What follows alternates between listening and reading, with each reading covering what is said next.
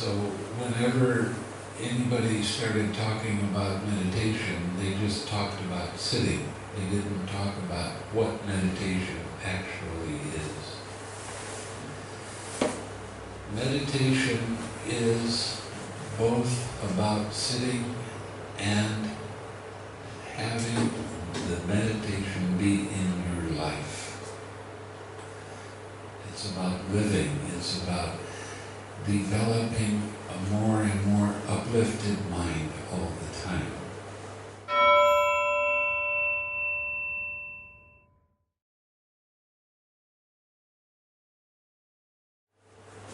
When you practice meditation, the first part of meditation is practicing your generosity, your giving.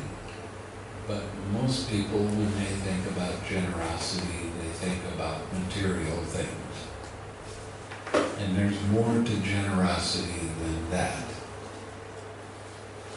Generosity is very important because you start going outside of yourself. You start recognizing that other people need to hear kind words. They need to have uplifting words to help them let go of their suffering. So the generosity you need to practice is with your actions, helping people to overcome their suffering. That's what generosity is all about. Over the years, it's been changed, mostly to, I've had people tell me that the only kind of generosity you can really practice is when you're giving to a monk. That's the only time you practice your generosity. And I told them that that was kind of a short-sighted way of looking at things. Well, but when you give to monks or you give to the Sangha, you get a lot of merit, yes. But you also get a lot of merit when you're helping other people to overcome their suffering. Saying things that make them smile, saying things that make them happy, helping them to overcome their suffering. That is part of generosity. Too much right now has been made on what's in it for me. What do I get from it? And that's a real problem. When I came back to America after being in Asia for 12 years, I got about 100 miles outside of the American land, and I started feeling this greedy mind. I started feeling this angry mind. And I wanted to tell the pilot to turn around. I wanted to go back. Of course, he wasn't going to do that, but it was not comfortable. And it took me 3 or 4 years to overcome the culture shock of being in a country where people were only interested in themselves, not in helping other people. So it took a while for me to get used to other people in America and them to get used to me. But they started understanding when I first came back from Asia.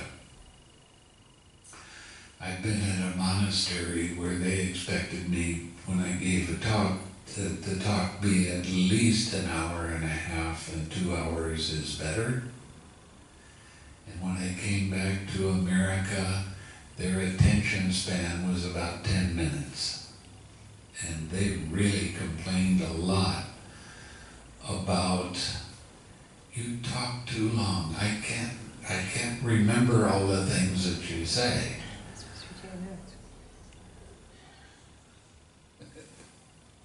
Supposed to be taking notes. I can't convince people in Asia they're supposed to take notes. It's like, I think it was because of the short period of time they're used to hearing, and then they want to remember the class and go on or something. I'm not sure. But they don't expect to take notes, you know, and you can't put Buddhism in 30 minutes. And they do expect you to give them Buddhism in a box, complete, with full understanding. 1995. It's like that. They do expect that. So, I find it's hard. But I had an awful lot of people that were complaining to me about how long I was talking. And I told them that, you know, when I give a talk, I repeat myself a lot.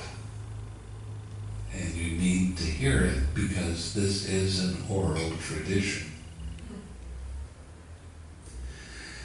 And hearing something over and over again is a lot different than reading something. And this is the way that the Buddha taught, and that's why there is so much repeating in all of the suttas.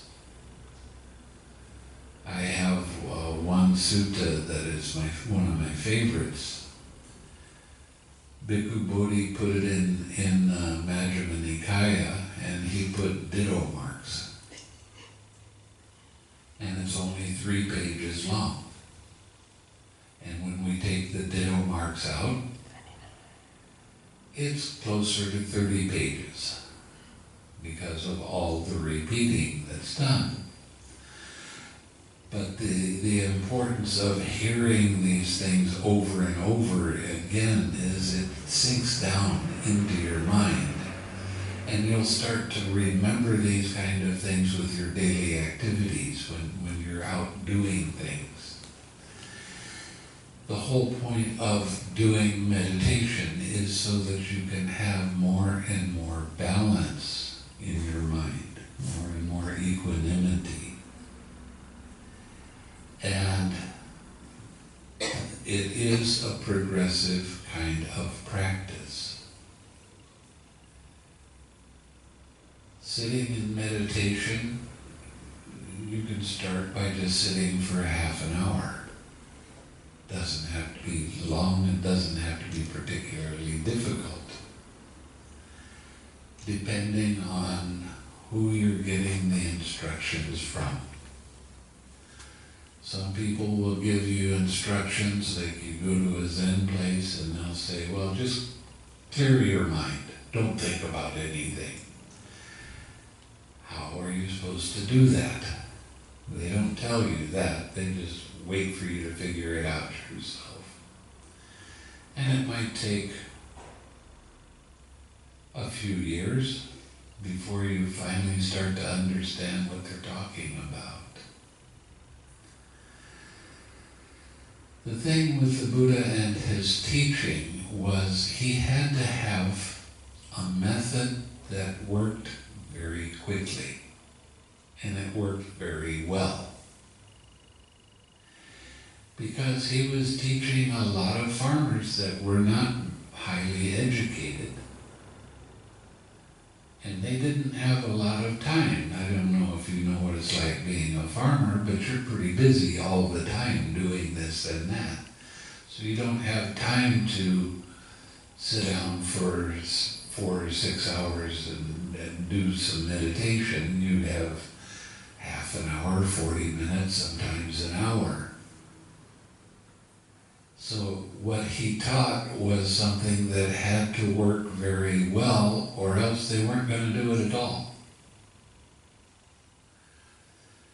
So when he started teaching about what meditation is and how to do it, he had to have a simple technique. And the technique that he used is called right effort. Right effort has 4 parts to it. You recognize when you have something unwholesome arise in your mind. Now, when you're practicing meditation, you have an object of meditation. One of the favorite objects of meditation is the breathing, because everybody gets to breathe and it's easy to watch. So, when your mind gets pulled away from your object of meditation, that means that you have an unwholesome mind at that time. Why is it unwholesome? Because it's something that arose and pulled your attention away, and the reason that hindrances arise is because in the past you broke some precepts. What are the precepts? Don't kill or harm living beings on purpose. Don't take anything that's not given. Don't have any wrong sexual activity. Don't tell lies, gossip, slander, or foul language. And don't take any drugs and alcohol. These are the 5 hindrances. When you break a hindrance, it might not seem like any kind of a big deal, but your mind says, I shouldn't have done that. And you develop a guilty mind. And that guilty mind, what it does is it makes everything personal. It's a wrong idea in a personal self. I am that. I am sad. I am angry. I am fearful. I am is the very beginning of craving. This craving arises because in the past you have broken the precept. You said something that wasn't true. Speech is one of the biggest ones that we tend to break and not think anything of it. But it really does come back and cause your problems. I had a man that practiced 35 years with me, practiced meditation. And he liked to use foul language. He was always cursing. And he would come and he would do a retreat with me. And if I gave a retreat that was 10 days long, he would have a very difficult meditation for the first 8 days of a retreat. And then his mind would start to settle down, and he'd have 1 day of good meditation, and then it was time to break the retreat. And he kept on asking, why is this happening? Why don't I progress the way all of your other students progress? And I kept on saying, because you refuse to change. You have a lot of anger in people that use foul language. There's a lot of anger there. And you're taking it personally. And you don't want to give it up. You think it's cute to be using foul language. And it's not. And that's why you have these problems. After 35 years and probably close to 100 retreats that he did with me, he finally got the idea and he stopped using foul language. And as soon as he stopped using the foul language, all of a sudden his mind calmed down very easily. See, this is the real advantage of keeping your precepts, is because your mind will become very peaceful and very calm quickly. if you break a precept, then you're going to have hindrances knocking you off your object of meditation. This is something that in America it's not too well known. And that's unfortunate. Because a lot of people, I have friends that have been doing meditation for many years, 25 years, 15 years, 20 years, like that. And they get to a certain place in their meditation and they don't go any deeper. And they think, well, that's it. That's what meditation is for, but they keep on doing retreats. And quite often what I hear people say after a retreat, now I can go back to being the way I was.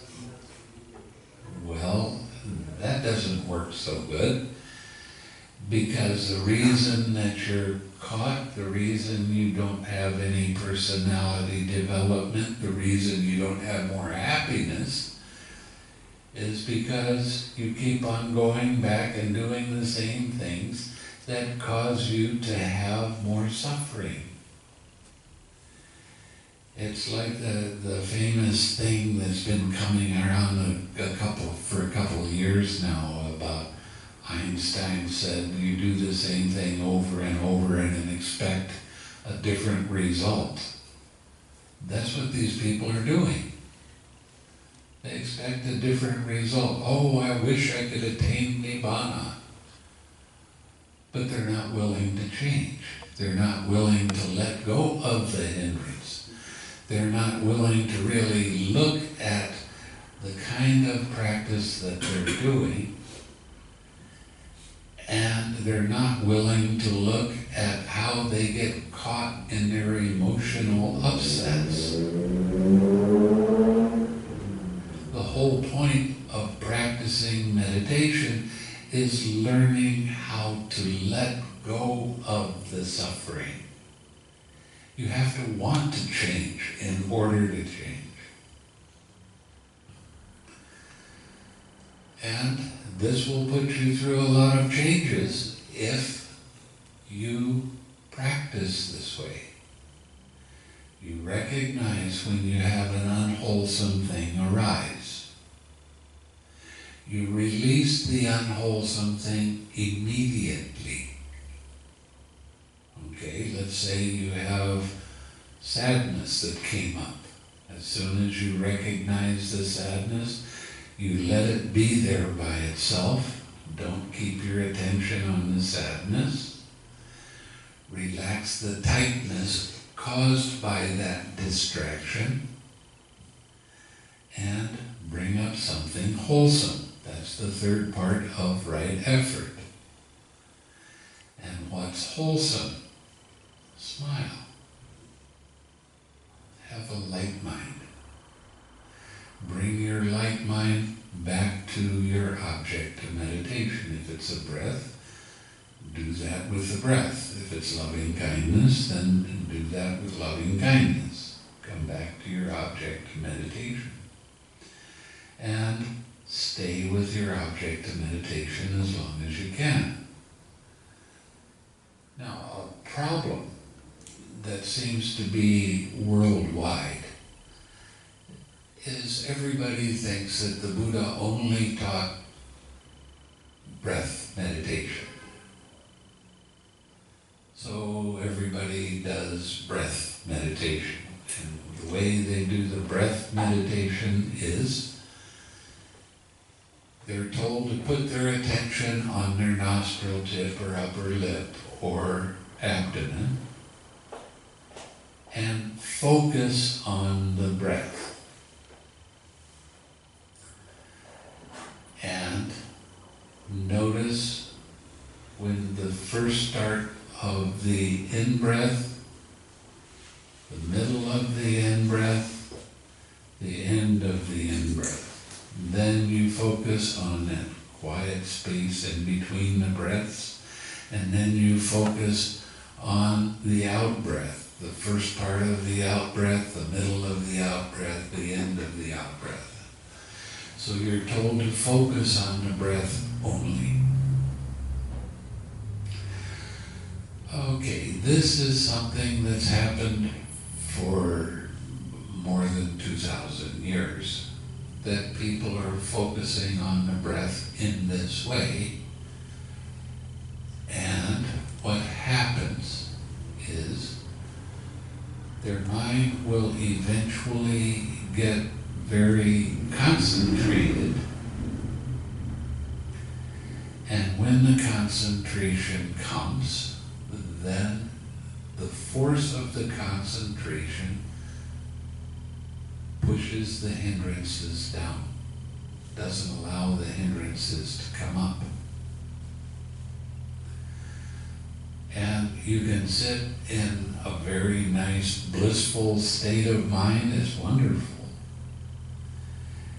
But you're not really learning anything because your mind is just focused on the breath. And people start to indulge in this feeling because it is wonderful. It is, believe me, it's great to have a peaceful, quiet mind that has a lot of happiness in it. But when you get up from your meditation, what happens? The hindrances will start to come back, and you don't really recognize the hindrances so easily.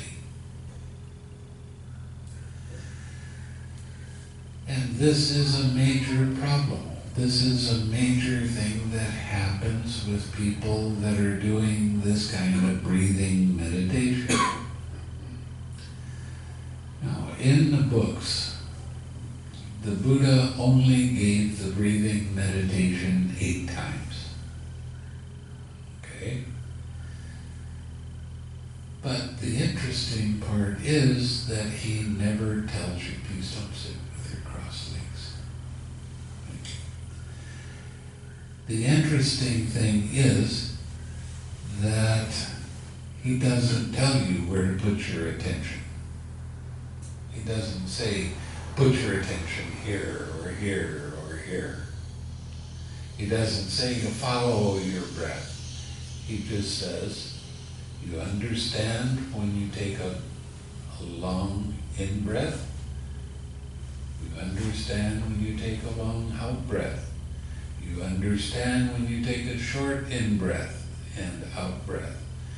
You understand. It doesn't say anything about someplace in your body to put your attention. It just says you understand when you're breathing. So this is a little bit different than what is being taught today. Then the instructions say, on the in-breath, he experiences the entire body. On the out-breath, he experiences the entire body. So now he's pretty much telling you to stay with the in-breath and stay with the out-breath, but don't over-focus on the breath, because there's more to the breath. You have an entire body. You still have feelings. You still have other stuff that can come up. Then the next part of the instructions are completely forgotten by everyone that's doing mindfulness of breathing. I say everyone, almost. And that is, it says, he trains thus. On the in-breath, you tranquilize the bodily formation. On the out-breath, you tranquilize the bodily formation. What does that mean? It means on the in-breath, relax. On the out-breath, relax. Now, the thing is, one of the biggest questions that I ask my teachers, and I've had a lot of them, believe me, that I never really got a satisfactory answer. And I would say, how do you recognize craving when it arises? Craving is a real big thing for the Buddhist, right? How are you supposed to recognize it? What are you looking for? And really, what is craving? Well, craving is desire. It's wanting something. Well, that's kind of a poor surface answer. It's not a deep answer. So, how are you supposed to let craving go? Now, the two biggest things that are the obstructions in Buddhism is craving and ignorance. These are two biggies. So if you don't really understand these two, how are you supposed to experience an unconditioned state? So that was the real question. How do you tranquilize a bodily formation on the in-breath and the out-breath? What I found was something that's very interesting. Your brain is like this. You have two parts to it, and there's a membrane that goes around the brain. And every time you have a thought, every time there's a feeling or a sensation, your brain expands and goes out. It's a little bit bigger because of all the action that's happening in the brain. And when it does that, it causes a tension and tightness to arise in your head, in your mind. So, I tried following the directions by doing this. On the in-breath, relax. On the out-breath, relax. As you do that over and over again, you'll start to feel mind relax more and more. And the membrane that's in between the two layers of brain, they kind of get stuck together. And it's a little bit of a problem. Because when there's movement in the brain, that causes tension and tightness to arise. So as you relax on the in-breath and relax on the out-breath, you'll actually start to feel your attention going deeper and deeper into your head. You can feel it. Now, I also discovered that craving is the I like it, I don't like it mind. Well, what does that mean? You have 5 aggregates, right? You're made up of this psychophysical process. You have a body. You have feeling. Feeling is pleasant, painful, neither painful nor pleasant. It does not have anything to do with emotion. It's just a feeling. You have perception. Perception is a part of your mind that names the kind of feeling that arises. Okay? Pleasant feeling, I like it. Painful feeling, I don't like it. Now, perception is a part of the mind that says that's painful or that's pleasant. The craving arises right after that. And that's where the I begins. I like it. I don't like it. And right after that, then your mind starts to take off with all kinds of thoughts and opinions and ideas and stories about why you like it or dislike it. And then you have your habitual tendency, where a painful feeling arises and you don't like that painful feeling, what you try to do is think the feeling away. And thoughts are one thing, and feeling is something else. It doesn't work. But we have this habitual tendency, and the more you think about a feeling, the bigger and more intense that feeling becomes. The more you get involved with the hindrance that's caused by past action. So this is all kind of interconnected, okay? And this is a lot simpler than you realize. I've developed a thing that's called the 6 R's. No. Hot. The 6 R's are a different way of looking at right effort. Okay, remember I said there's 4 kinds of right effort. You recognize when your mind is distracted. You're not on your object of meditation anymore. You release the distraction. You don't hold on to the distraction. Now, there's some kind of meditations that they will tell you to note the distraction until it goes away. Sometimes it will just say, well, ignore your mind is distracted and immediately come back to your object of meditation.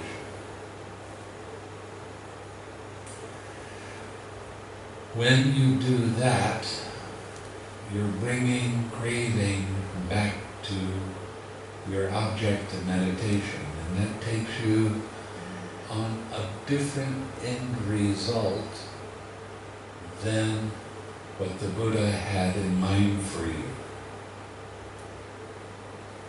Okay, I'll explain this again so you'll get it. Don't worry. So what the Buddha wanted you to do was relax that tension and tightness in your head, in your mind. Okay, that was caused by the distraction. You don't keep your attention on the distraction. I don't care if it's a pain. I don't care if it's mental or physical. A distraction is a distraction. If it pulls your attention away, let it be there by itself. Even if you're in mid-sentence, just let it go. And then relax that tightness caused by that distraction. When you do this, you will notice that your mind doesn't have any more thoughts in it. Your mind is very alert. Your mind is real clear. Okay? And because you have let go of this tension and tightness in your head, in your mind, you have let go of craving. So now your mind is pure. There's no distractions in your mind at all. And you bring that mind back to something wholesome. And I'm a real big believer in smiling. Okay? Too many people get too serious. I've been to a lot of retreats, believe me. And when I walk in and see everybody sitting in meditation, the average look on the face is real serious. Okay? Well, that doesn't happen in my retreats. I won't let that happen. I'm going to make you smile whether you like it or not. Oh, but it's not a real smile. I don't care. Smile anyway. Why? Because your mind becomes lighter when you smile. One of the biggest problems of people that do meditation is they get so serious, and then they have a hindrance arise, and what happens is they say, well, this hindrance is here, I have to try harder.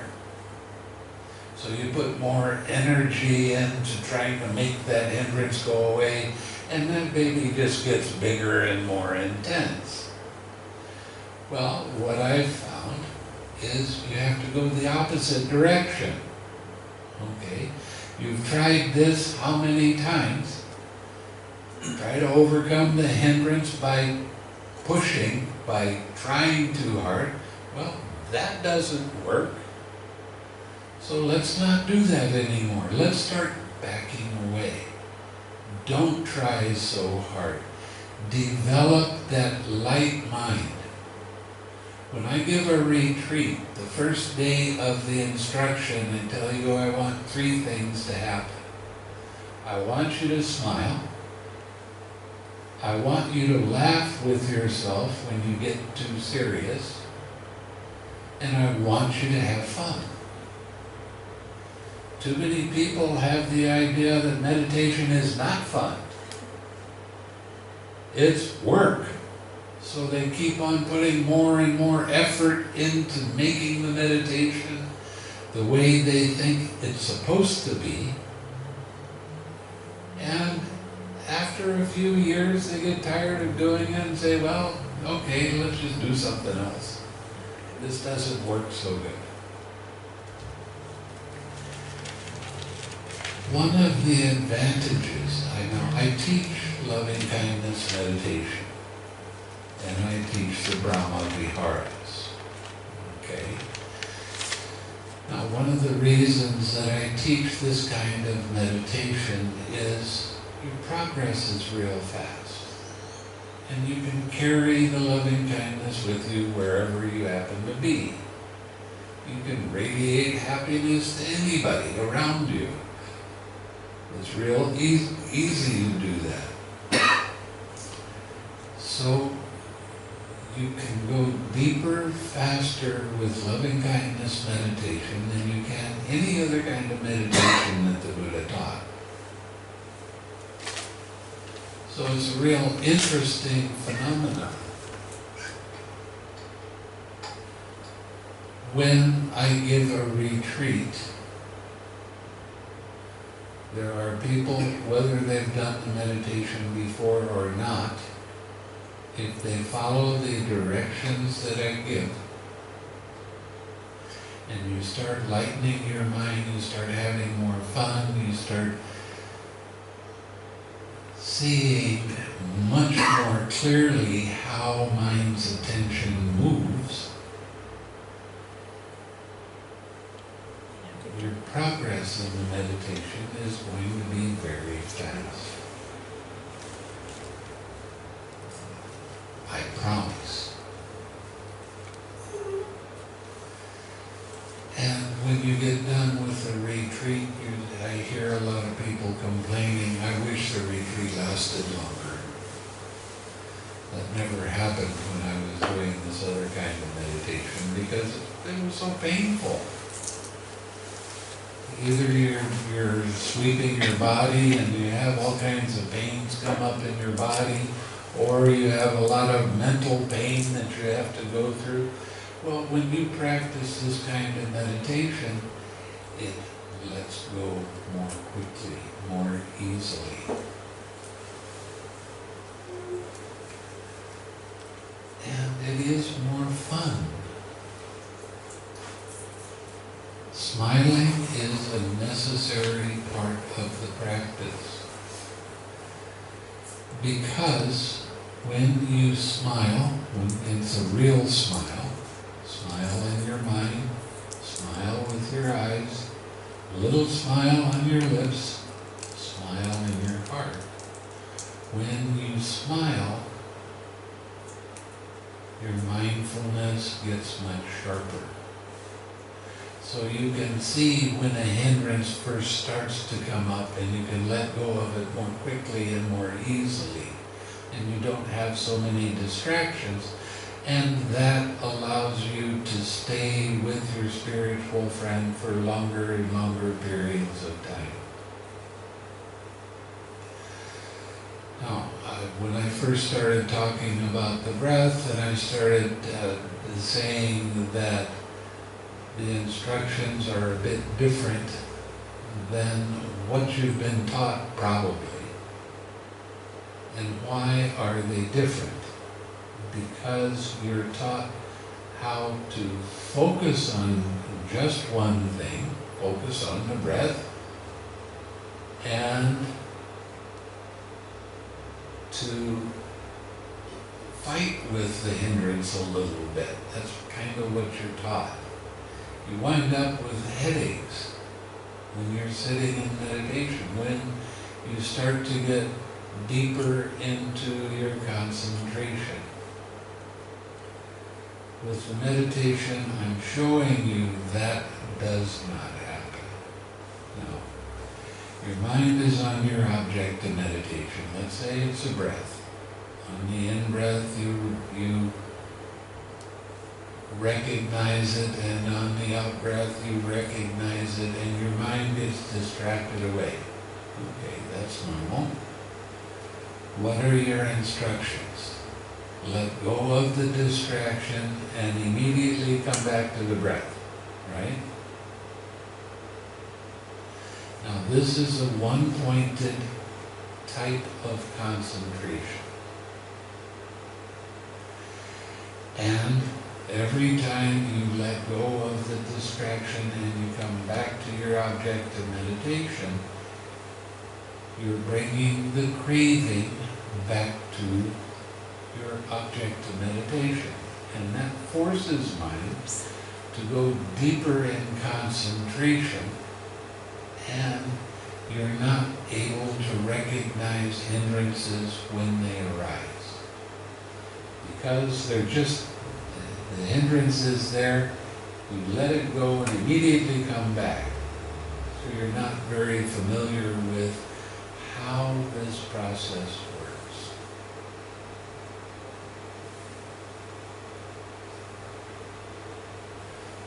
Now, when you practice the way that I'm showing you right now, your mind is on your object of meditation, loving kindness or breath, it doesn't really matter. And you get distracted. Okay, that's the same.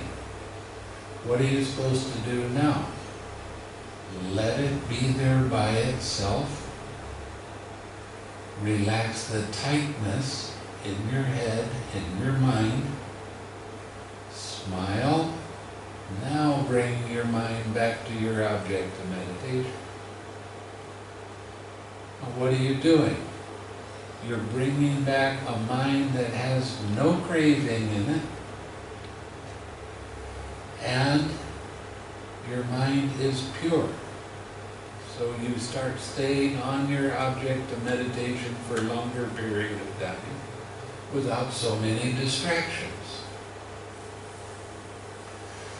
Now, the thing that you have to realize is that when I first started talking about the whole point of meditation is living, it's not just about sitting like a bump on the log when you're sitting and then live your life in a normal way when you get done. Meditation is about living. Okay? Now, when you're doing your sitting meditation, you're going to see hindrances arise. As you become familiar with how they arise and what to do with them when they arise, you're going to be able to recognize the hindrances during your daily activity. And you're not going to get caught with them so much because you're familiar with how this process works. The big complaint with a lot of people doing meditation is there's no real personality development. They get angry just like they did before they started. They have the same kind of fears, the same kind of anxieties. the same kind of worries. But when you practice letting go of that craving and relaxing that tightness in your head, in your mind becomes clear. Your mind becomes bright. Your mind becomes pure. And you bring that pure mind back to your object of meditation. Now you're teaching yourself how to let go of all of these troublesome states of mind that cause so much suffering. See, this is a major thing that you need to recognize, is that you are your own teacher.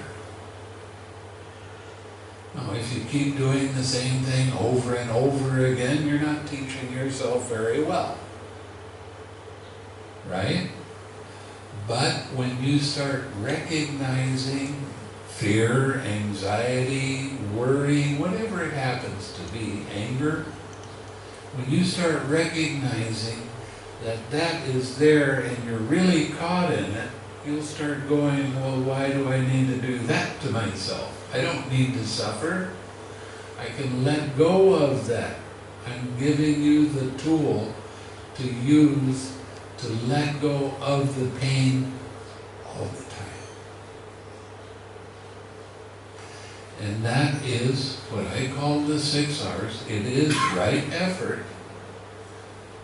Recognize when your mind is distracted. Release the distraction. That's a major one, because a lot of people will hold on to it and then try to control it. And that doesn't work. You just have to let it be there by itself. Your mind is going to keep thinking the thought, is going to keep getting involved with a feeling, but you don't pay attention to that. Don't make a big deal out of anything. Let it be there by itself. Relax. Smile. Bring that smile back to your object of meditation. Stay with your object of meditation for a long time. Every time you use this method, you are practicing the entire Eightfold Path at that time.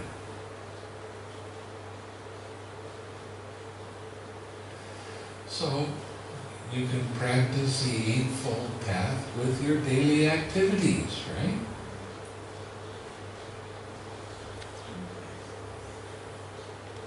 Oh, that makes life easier and simpler. See, the thing with the Buddha's teaching is, it is very simple. But a lot of the monks have been practicing for a long time and they like to make it complicated. It's not so complicated. It is very easy. Just practice right effort. Practice it whenever you recognize that you're caught by something. You're caught by anger for whatever reason. You start to realize, I am doing this to myself. I am causing myself this suffering because I'm taking it personally.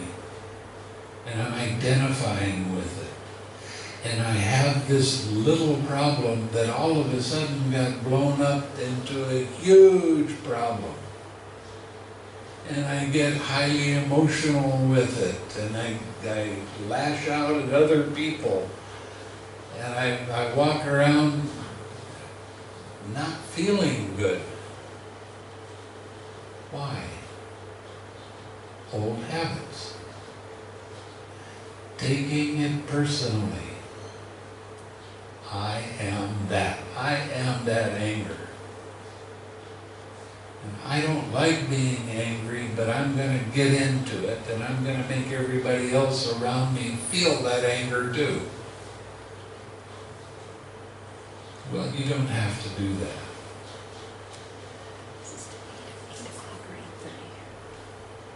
the whole thing is, if you start sitting at least a half an hour a day, and you sit this way, and you start carrying your smile with you and giving your smile away to other people while you're doing your daily activities,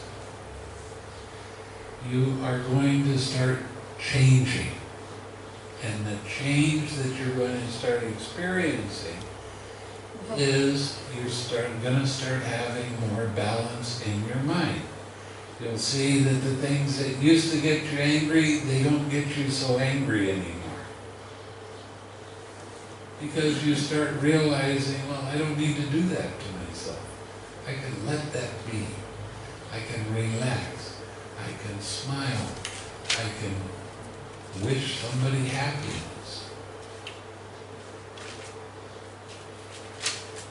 And the more you do that, the more you practice it during your daily life, the more balance you have, the easier the meditation is when you decide to come and sit. And the easier the meditation is with your sitting practice, the more aware you become during your daily activities. And before long, people that your friends are going to start saying, you're different. You don't get so upset like you used to. What are you doing? And that really does happen, honest. So the more you can remember to continue practicing and smiling and wishing happiness for other people, the easier everything becomes in your life. As you start recognizing hindrances when they first come up, you're not going to get caught with them for so long. I'll give you an example of one lady that she'd never done any kind of mental development. Okay. She was married, she had 3 or 4 kids, and she was always fighting with her husband. And finally her husband got fed up with her and said, I'm not going to talk to you anymore. And he didn't. And that really got her mad. So she comes to the monastery, and she walked in the room. I wanted to walk out because she had so much anger coming off of her. But she came to see me, so what could I do? So I started telling her about how mind works and how she has to start practicing sending loving thoughts every day. Now, she was in Malaysia. The younger kids go to school from 6 in the morning until noon. And the older kids go from noon until 6 in the evening. And she had some of both, so she's going back and forth, taking all these kids to school and making sure that they do the things that they need to do. And she only had about 20 minutes a day that she could practice. And I said, okay, fine. But I want you to start smiling. Smile as much as you can remember. So she'd get in a fight with her husband about something, and then when she got mad, she would stay mad for about 2 weeks. And she really suffered.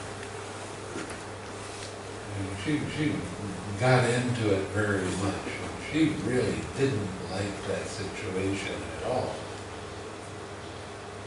But as she became more familiar with how these things arise, she'd start catching them a little bit quicker. And instead of being mad for 2 weeks, it was only 10 days. And as she kept on at it, and this is over a period of time because she didn't have much time to practice. After a period of time, it was just 7 days that she'd get angry. And then it was 5 days. And then it was 3 days. And then it was just 1 day. And before long, she was practicing, and her husband still wouldn't talk to her, but still took care of everybody in the family. He would drop her off at a store and she'd say, hang on, I'll be back in 5 minutes, I just have to do this. And she would come back and he would leave. And instead of getting angry, what happened in her mind was she saw the dislike coming up and she went, well, it's a nice day for a walk, I'll just walk home. Without holding on to that angry feeling.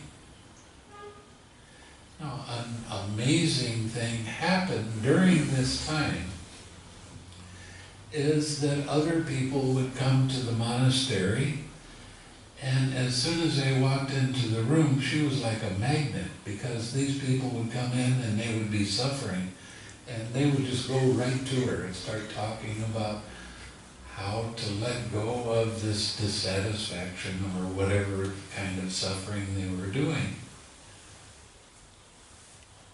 The reason that that happened was because she was well practiced in letting go of the emotional upsets.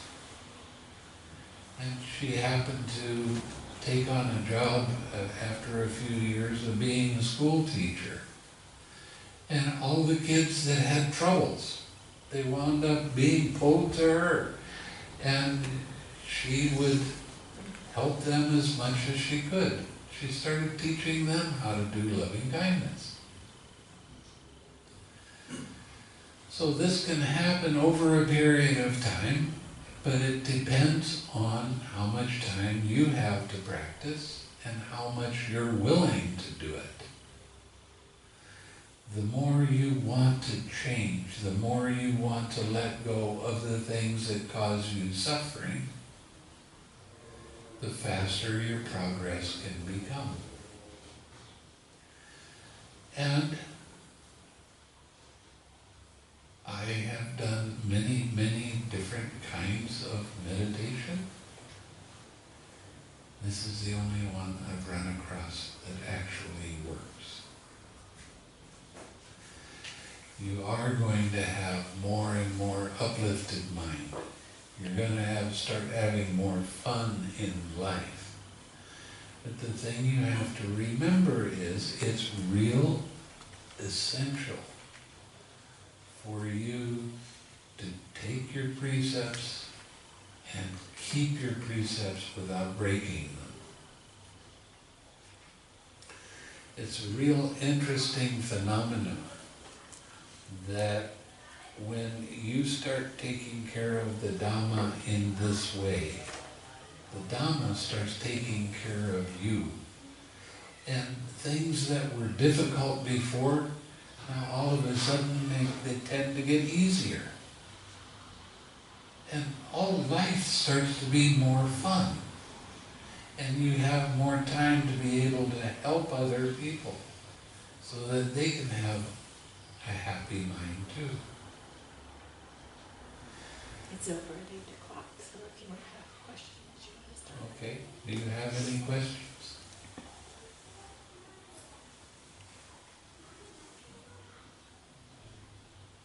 I think you're hooked on me talking. Okay.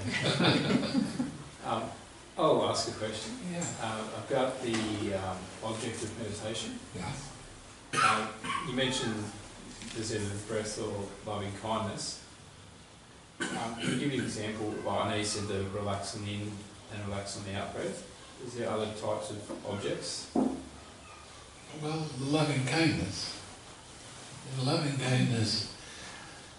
See, when I teach mindfulness of breathing to get good progress in your meditation, you have to practice with me about 6 weeks. When you practice loving kindness, you can practice with me for about 10 days and you will be successful. So I kind of prefer teaching the loving kindness meditation. So a lot of people think that the loving kindness is like an add-on when you go to retreats right now. So it's popular, to have an extra teacher for the loving kindness. Or you might go to a loving kindness retreat, but I'm talking about breathing retreats. Some people, when you go to the bigger breathing retreats, sometimes it's like an add-on, sort of like a cherry on top of the cake added to the program. Yeah, do it You've for 10 experienced minutes that. and then Yeah. go back to your Yeah. breath. But what we're talking about is changing, is letting the breath practice go and only doing the loving kindness. The only thing, he did, this is a really good talk, by the way. It's really good. The only thing that I usually talk about the science, but just in a very short sentence, the science on the neurology for the development of neural pathways in relationship to the behavioral pattern changes of a person is very interesting right now in the last 5 or 10 years, okay? They know now that if you can develop a new neural pathway in your brain and let go of the anger pathway, it will fall away if you keep using the loving kindness, for instance, if you're developing that one, and that your mind will develop a habit going that way instead of reacting and starts to respond. So this is what he's telling you from the Buddha's perspective. That's what in the text we see that was understood completely, and that if you keep repeating this and you keep going, that the negative ones, the unwholesome things fall away and the positive ones grow. So it's about how much you keep doing it. And the neurology says to change that habit, you just have to keep poking the brain on that side. See? With the breathing meditation, you're not going to do it all day at work, all the time, with every interaction in everything you do. It's not that kind of training. But with this, it is. And eventually it becomes your default setting. Right. It's a default setting on the programming in your brain. It happens that way. Okay. It's cool. It Yeah. really is. Awesome. It really is awesome that it Yeah. matches the science all of a sudden, just Yeah. like that. I actually attended one of your talks last week at Sangha Lodge, and you mentioned a spiritual friend Yeah, as the object, yeah. and you said it had to be someone of the same sex Right, and still alive. right. Does it have to be someone you're very close to?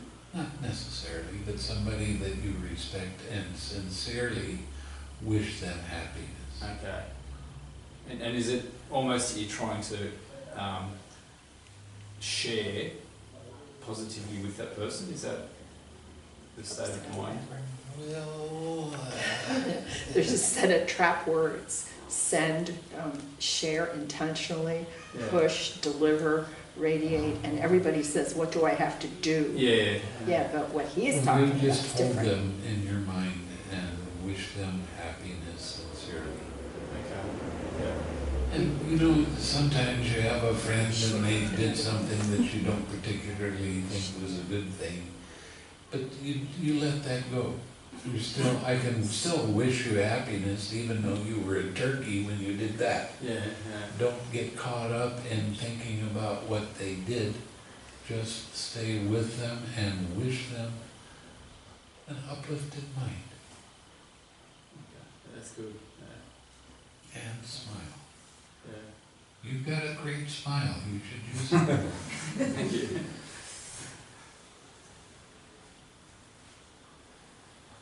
The more you smile, the better your mindfulness becomes. And the better your mindfulness becomes, the easier it is to recognize when your mind starts to get heavy with some kind of hindrance or other. It's easier to let it go that way. But the mindfulness he's talking about isn't paying, the better you can pay attention to something. It isn't that. It's observation.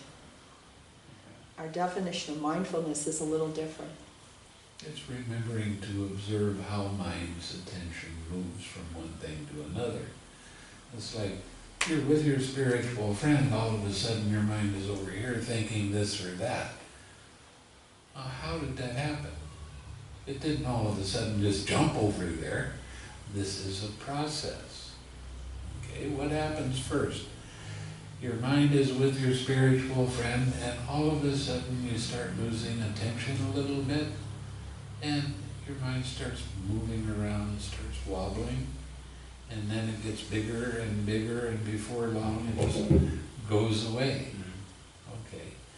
Now, when you get more familiar with how this process works, you're going to catch it more easily, and sometimes you'll catch it before it goes all the way away, and you relax and it just stays there. But it's an interesting process, and this process is called dependent origination. I don't generally talk about dependent origination in talks like this because you got to go deeper than. But this is a process. It's not.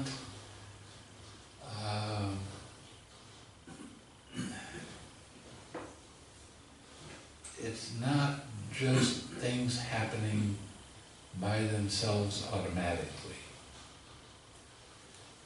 There was a lady that I was talking with that she had some kind of problem and she was always doing this, and she said, well, that's involuntary. There's no such a thing as involuntary.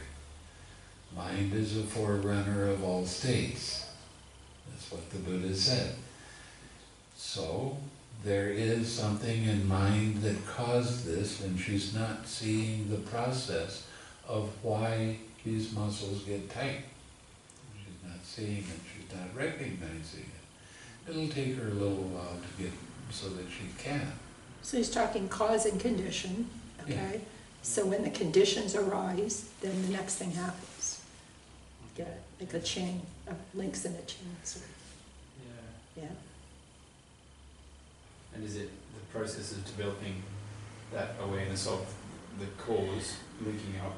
Well, it's seeing the cause and letting it go and not getting involved with it.